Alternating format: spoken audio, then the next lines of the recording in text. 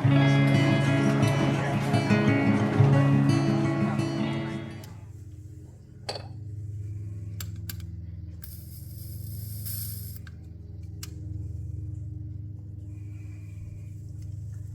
morning, it's Shanna. We are going to do the hashtag by Katie over at Moonflower Moments. And the name escapes me at the moment, but it is basically, it's decks that made me believe. I think that's what it is. So now I kind of went back and forth about whether I wanted to do this because part of what yes, I can speak. Part of what makes tarot real for me are these mystical, magical moments that are kind of private, I guess, for lack of a better term, but I really wanted to share this, and I mean, why not, right? Let's just talk about it. So I have 3 here. The first one, I don't know. I don't even know what I'm going to say about this. We're just going to get into it and chat and see what happens. So the first one is the Shadowland Tarot. And let's zoom in here. Just a hair. And I don't know that this is anything specific. I don't know that there is anything specific about this deck that makes me believe in it, other than when I use it, when I'm reading with it, it's like it's talking to me, specifically to me, having a conversation. When I first got it, I wasn't sure that the artwork would work for me. I'm making sure we're all in frame here. Okay. But even just from the first time using it, there's just something special about this deck. It's like all of these pokey, edgy, wonky feelings inside of me exist in this deck. And it's like, this is my card in the deck. This is me. I don't know what else to say about it other than it speaks to me, and it's not even that it feels like it's a friend. It feels like it's literally pieces of me on the table every time I use this card. I think this deck was intended for shadow work, which I don't use it as that. I could see how it would work for shadow work, and the guidebook is brilliant. Let me pull that out really quick in case you haven't seen it. First of all, the little spider on the side of the book that moves down as you flip through is so cute. Just the write-ups in general, every single time I've used this deck and I go to the guidebook, it hits the mark dead center every single time. And I don't know. It's like, it's not this like, you know, I mean, it's not like a tower moment every time I read with this deck, but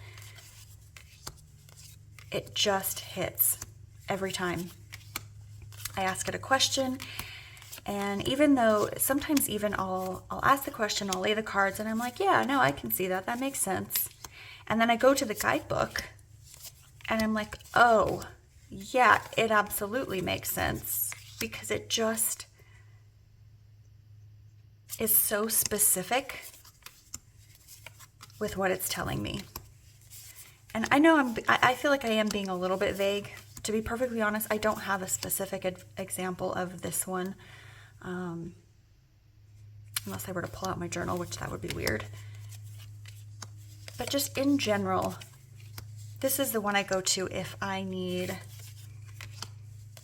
a straightforward, what's the word? Just a straightforward answer, I guess, a straightforward reading. And I generally reserve this deck for September. I probably shouldn't because honestly, all the reasons that I've just said. But it's a good one. This is a top 5 for me. It's just kind of the perfect deck.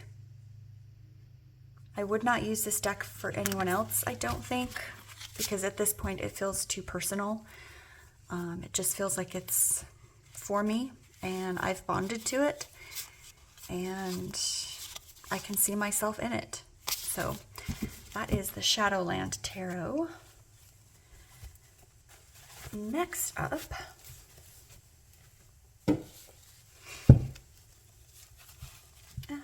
stuck here, is the Paulina Tarot by Paulina Cassidy. This is my, what do I call it? My second deck, or my first deck. I guess it's my first deck. This is the deck that I bought a few years ago when I came back to tarot. And I started re-exploring what it meant for me, how I wanted to read with cards, my style. And I want to say for those first 6 months or so, maybe 3 months, I don't know, first little bit before I really started collecting other decks, this deck it was like it knew that I had come back to it. And it knew how to approach answers for me in a way that was approachable and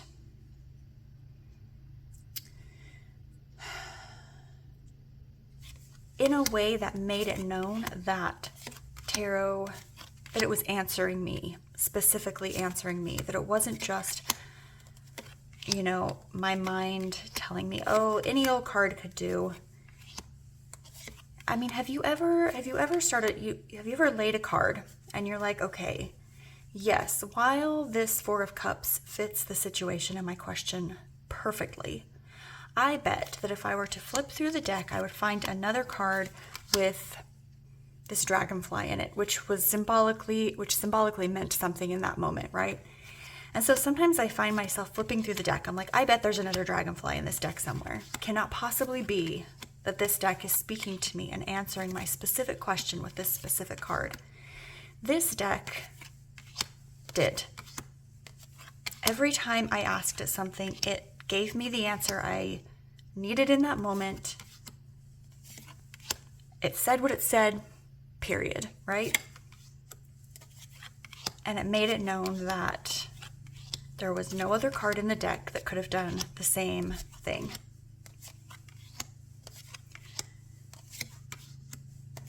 And for that, this will always, always be a special deck for me.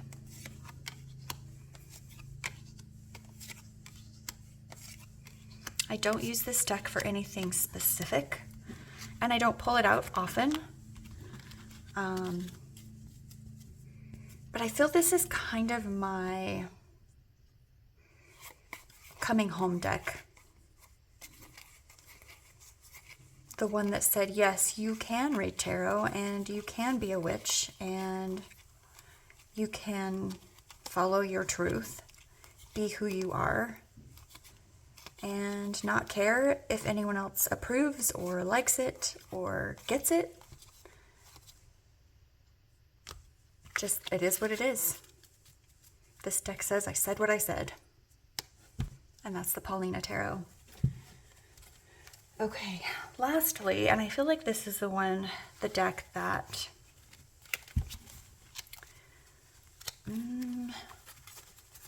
hit home the hardest, I think, for lack of a better term, if I can get this guy in the bag.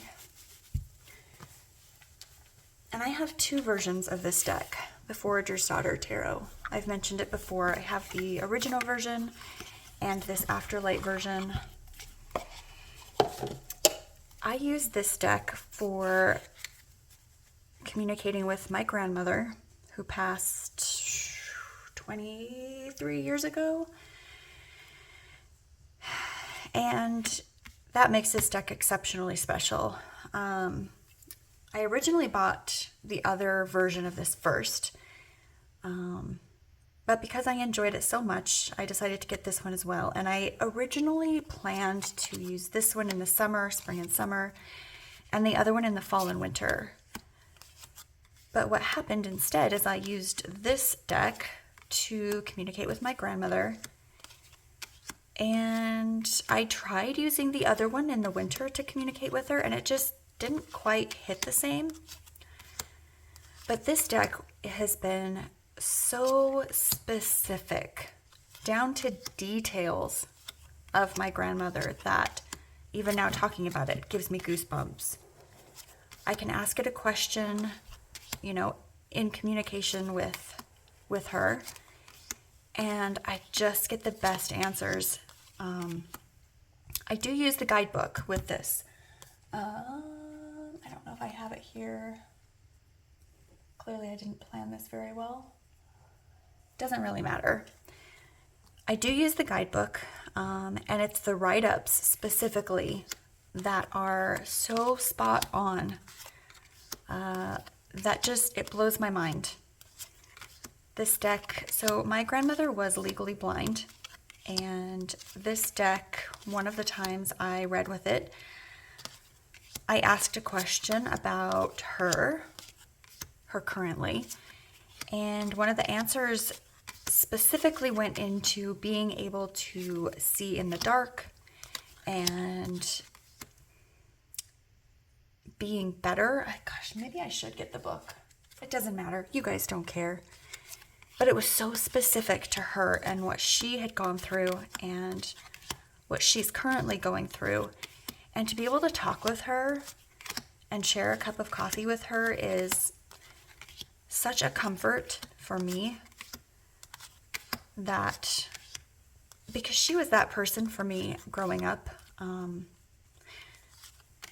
especially as a teenager. I mean, you know, teenagers and their parents, their moms, teenage girls and their moms, it can be tumultuous, right? And my grandma was kind of that safe place for me to be able to go, and I could tell her all the things, and I knew that she wouldn't get me in trouble with my mom, right? Like, she was that grandma. She would listen to me and let me vent, and she was just that safe space for me.